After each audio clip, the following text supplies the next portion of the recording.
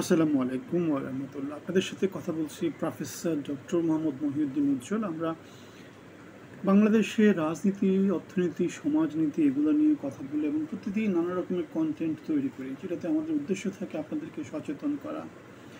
বাংলাদেশ যেহেতু জুলাই আগস্টে রাজনৈতিক পট পরিবর্তন হয়েছে, হাসিনা সরকার বাংলাদেশ থেকে পালিয়ে গেছে, সুতরাং এখন বাংলাদেশে একটা অন্তর্বর্তী সরকার ক্ষমতা নিয়েছে, যাদের একটা স্পেশাল কাজ আছে, সেটা হচ্ছে নির্বাচন দেয়। কিন্তু নির্বাচন না দিয়ে আমাদের প্রফেসর ডক্টর মোহাম্মদ ইউনূসের সরকার কী করে যাচ্ছে, দিল্লি নানা রকম করে বেড়াচ্ছে। এখন তিনি জাপান ভিজিট করছেন, 9 মাসে তিনি 10টা দেশ সফর করেছেন। সুতরাং দেখা যাচ্ছে তিনি দেশ থেকে দেশের বাইরে বেশি ইন্টারেস্ট রাখেন এবং সেজন্যই তিনি কি করছেন, সুইজারল্যান্ড যাচ্ছেন, ব্যাংকক যাচ্ছেন, চায়না যাচ্ছেন, এদিকে আবার জাপান যাচ্ছেন, আমেরিকা যাচ্ছেন, দুবাই যাচ্ছেন। তিনি সব দেশ ঘুরে আসতেছেন, তার যেখানে যেখানে ইচ্ছা।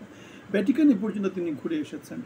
এখন গতকালকে আমাদের বাংলাদেশ জাতীয়তাবাদী দলের ভারপ্রাপ্ত চেয়ারপারসন জনাব তারেক রহমান বলেছেন ডিসেম্বরের মধ্যে নির্বাচন হতে হবে, কিন্তু আমাদের অন্তর্বর্তী সরকারের প্রধান প্রফেসর ডক্টর মোহাম্মদ ইউনূস আজকে জাপানে একটা ভাষণ দিয়েছেন। সেখানে তিনি বলেছেন একটা মাত্র দলই নির্বাচন ডিসেম্বরে চাচ্ছে, বাকি সবাই ডিসেম্বরে চাচ্ছে না, অন্য সময় চাচ্ছে।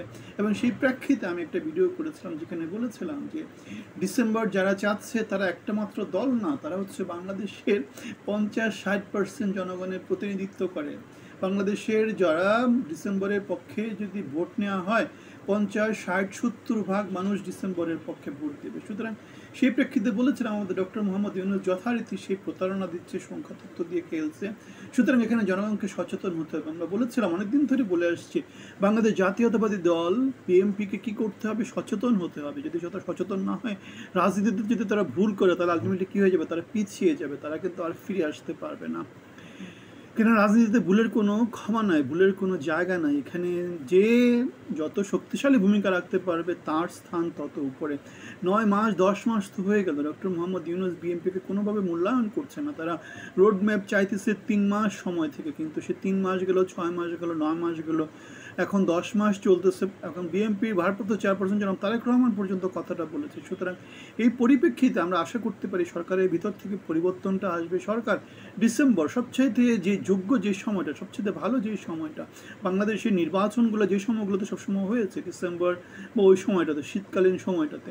সুতরাং ওই সময় নির্বাচনটা দিবে। এরপরে রোজা, ঈদ, তারপরে নানা রকমের পরীক্ষা টরীক্ষা, বৃষ্টি, বন্যা, এগুলো মিলায় মোটামুটি নির্বাচনের আর সময় থাকে না, ভালো পরিবেশ বজায় থাকে না। এর মধ্যে আমাদের নানা জায়গায় নানা সংকট দেখা দিবে।